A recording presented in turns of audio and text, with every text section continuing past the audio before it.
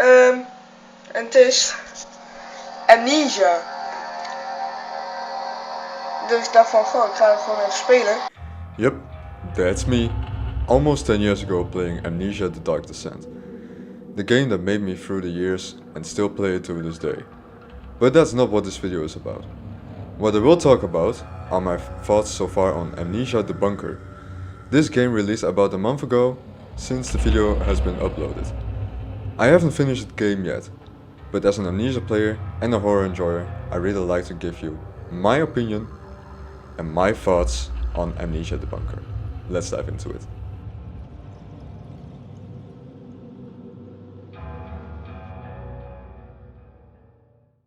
In Amnesia The Bunker, you play as Henry Clemere, a French soldier in World War I. In the beginning of the game, you're walking through the battlefield in the trenches but got knocked out by what looks like a landmine. You wake up later in the bunker, where you have to escape out of it. When I first saw the trailer for this game, I was pretty surprised that the bunker had a gun you could use, because the Amnesia games should not equip the player with a gun. But over time, when I knew more about the purpose of the gun, I felt like I could be used to it. The gun is more used to break open padlocks and let explosive barrels explode. I haven't tested if the gun also scares away the monster, but from other videos I saw that players also fired on the monster and it has kind of the same effect on what the flamethrower does to the alien in Alien Isolation. After all, the gun is actually a useful item, even though it was never meant to equip the player in Amnesia with it. It also feels like Frictional Games listened to the criticism of the last Amnesia installment, Rebirth. I completed Rebirth in about 3 days after the release, and most of the other players didn't like the sanity mechanics, and how much the protagonist was talking that it just messed up the horror experience. The bunker feels more challenging for me, and I feel like I am more into the game than I was in Rebirth. In the bunker, your only light sources are your dynamo flashlight and the generator you fill with fuel to light up the whole bunker for a period of time, which according to the game keeps the monster away. Talking about the monster is actually always around you, which makes it more difficult being quiet all the time. For example, when you have to pull the dynamo of your flashlight, it will make a noise.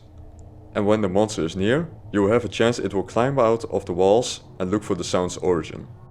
The monster doesn't look any new for me personally. It looks like the ghoul from Rebirth is fused together with the man-pig from A Machine for Pigs. Like in A Machine for Pigs, where pig cells and human cells are fused together with compound X, making the man-pigs. The monster is also like the ghoul, walking through holes in the walls to move to other locations in the bunker. To make progress in the game, you have to collect codes to open lockers and doors, or use explosives to open up pathways or doors that don't have a combination lock. The bunker is one giant place, and making progress collecting code for combination locks makes the game feel like a giant escape room, which I haven't experienced before in a game, and I actually like that idea. What also makes the gameplay more intense for me are the little traps placed over the whole bunker. These traps are small strings on the floor and can, when walked into it, ignite a flare or let something explode, which again attracts the monster. These strings on the floor are very visible, so taking a little sprint and jumping over it always keeps you safe. This next point is not a problem for me, as it was also the case in A Machine for Pigs, but where are the sanity mechanics? I really love how sanity is making you vulnerable in The Dark Descent, although I can understand they removed it because the sanity mechanics didn't work well in Rebirth. But the replacement for the sanity wasn't actually a bad thing to add to the gameplay, in my opinion. Although I noticed that it looks like your sanity is draining when you look at the monster, but when you're in the darkness, it doesn't look like you're losing sanity at all. And last but not least, I love that the game still uses some sounds that originally were used in The Dark Descent. For example, when you pick up a grenade or a jerry can containing fuel, you will still hear the tinderbox pickup sounds from The Dark Descent.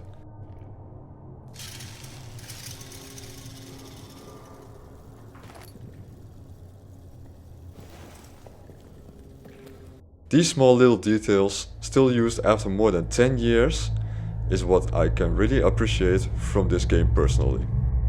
There you have it.